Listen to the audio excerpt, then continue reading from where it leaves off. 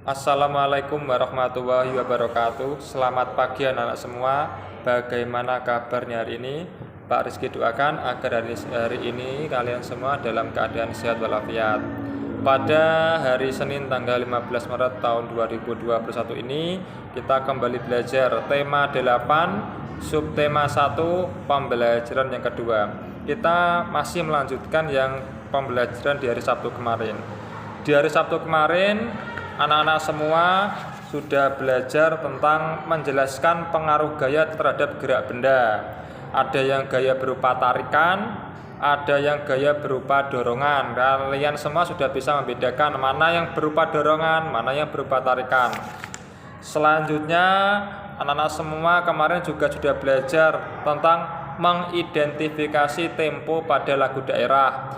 Anak-anak semua sudah bisa menyebutkan 10 lagu kemarin ya. Kemarin sudah menyebutkan 10 lagu daerah, asal daerahnya mana, jenis temponya apa, arti temponya juga apa. Kalian di hari Sabtu kemarin sudah dipelajari.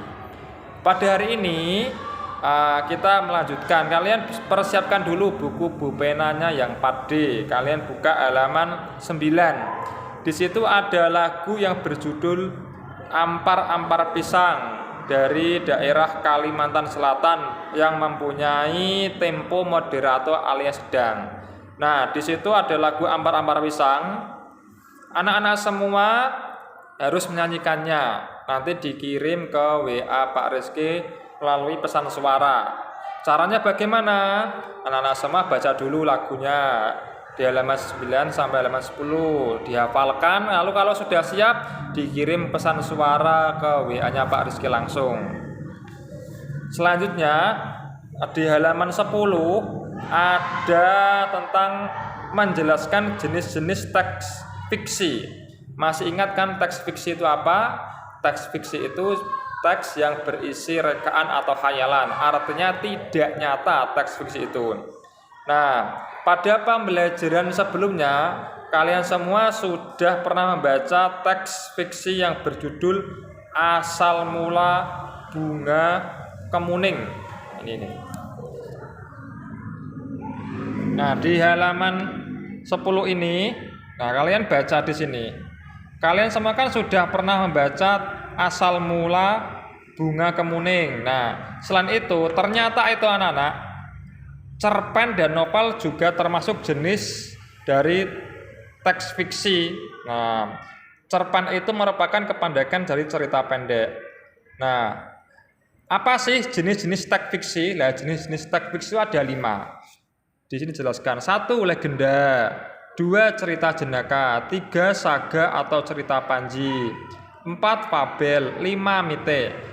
Nanti anak-anak semua baca ini ya, legenda yaitu, cerita jenaka yaitu, biar bisa membedakan dari 5 jenis teks fiksi ini.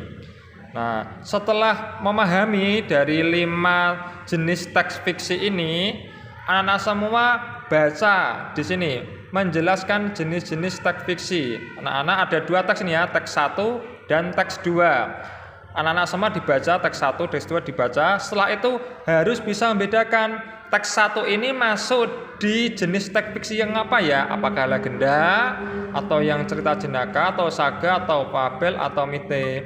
Selanjutnya setelah paham yang teks 1, di teks 2 setelah kalian membaca harus bisa membedakan teks 2 ini masuk di jenis-jenis teks fiksi yang mana. Nah, untuk tugas yang kedua, yang pertama tadi kan menyanyikan lagu Ampar-Ampar Pisang, yang tugas kedua, kalian persiapkan buku batiknya. Nah, tulisi nomor 1, teks, tokoh, jenis teks fiksi, penjelasan. Ini nomor 1. Nah, setelah itu, teks ini kalian tulis dari teks ini. Teks 1. Nah, ini judulnya. Teks, tulisi teks 1. Tokohnya siapa saja dalam teks. Jenis teks fiksinya masuk dalam apa? Jenis teks 1 ini masuk dalam yang apa? Apakah legenda, apakah cerita jenaka, apakah saga, apakah fabel, atau apakah mite. Yang nomor 2, terus selanjutnya penjelasan. Nah, ini penjelasan. Penjelasan ini misalkan di sini kok masuk legenda contohnya, kok bisa masuk legenda. Lah, kalian harus bisa menjelaskan kenapa kok bisa masuk legenda. Alasannya kenapa? Harus bisa memberikan alasan atau penjelasan. Yang nomor 2, nanti kalian tulis lagi teks, tokoh, jenis teks fiksi, penjelasan. Yang nomor 2 yaitu teks nomor 2 ini. Nah, teks nomor 2. Tokohnya siapa saja kalian tulis. Jenis teks fiksinya masuk apa? Misalkan masuk ke fabel. Nah, misalkan masuk ke fabel ya. Penjelasannya kenapa kok kalian bisa menentukan fabel, alasannya kenapa, harus bisa menjelaskan. Gitu ya anak-anak ya. Bagi yang belum bisa nanti bisa tanya ke Pak Rizky langsung. Halaman selanjutnya di halaman 12 materi selanjutnya. Menjelaskan pengaruh gaya otot terhadap gerak benda.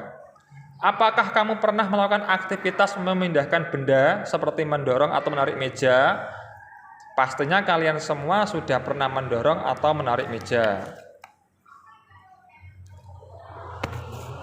Nah, aktivitas menarik dan mendorong meja itu memerlukan gaya otot. Nah, gaya otot banyak digunakan oleh manusia untuk melakukan aktivitas sehari-hari. Ini di sini di halaman 12 ada 4 pengaruh gaya otot terhadap gerak benda. 1. Gaya otot dapat membuat benda yang semula diam menjadi bergerak. Nomor 2. Benda bergerak menjadi diam. Yang ketiga, mengubah arah gerak benda. Yang keempat, ada 3 macam ya. Maaf, bukan 4. Ada 3 macam. 1. Benda diam menjadi bergerak. 2. Benda bergerak menjadi diam.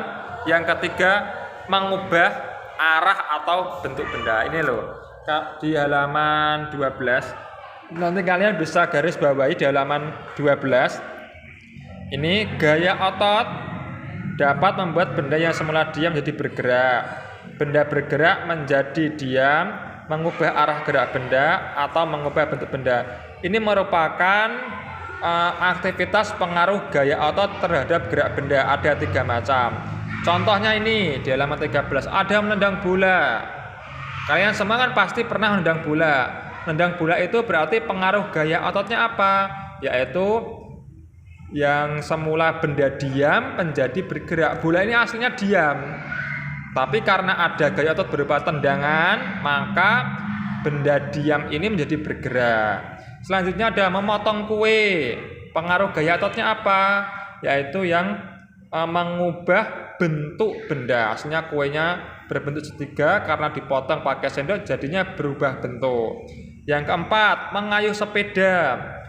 Pengaruh gaya ototnya apa? Yaitu benda diam menjadi bergerak.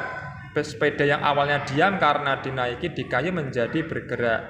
Yang keempat, meraut pensil. Pengaruh gaya ototnya apa? Yaitu mengubah bentuk benda, karena pensilnya itu diraut jadinya lebih lancip, lebih tajam dan seterusnya gitu. Nah, untuk tugas yang ketiga di buku folio, simak halaman 14. Di halaman 14 ini kalian semua buat tabel nomor 1 sampai nomor 10. Ini baru nomor 4 ya. Kalian buat tabel 1 sampai nomor 10. Tulisi nomor, aktivitas, cara gaya otot bekerja, akibat gaya. Contohnya ini nomor 1. Jonas dan Adi memindahkan posisi meja di kelasnya. Cara gaya otot bekerja bagaimana memindahkan posisi meja? Kedua tangan memegang tepi meja, lalu mengangkat kaki meja. Akibat gayanya apa? Meja yang semula diam kemudian bergerak karena pengaruh gaya otot pada tangan. Nah, kalian sebutkan 10 aktivitas. Contohnya di sini mengangkat kursi, cara gaya ototnya. Kedua tangan memegang tepi kursi lalu mengangkat kursi. Akibat gayanya apa? Meja yang semula diam kemudian bergerak. Nah, selanjutnya apa? Boleh menendang bola, boleh mengangkat jemuran yang menggunakan aktivitas otot. Seperti itu ya anak-anak ya. Kerjakan di buku batik kalian. Apabila belum paham nanti bisa WA Pak Rizky.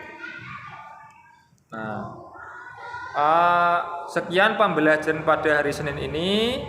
Nanti yang sudah dikirim ke WA Pak Rizky. Kurang lebihnya mohon maaf. Billahi taufik wal hidayah. Wassalamualaikum warahmatullahi wabarakatuh.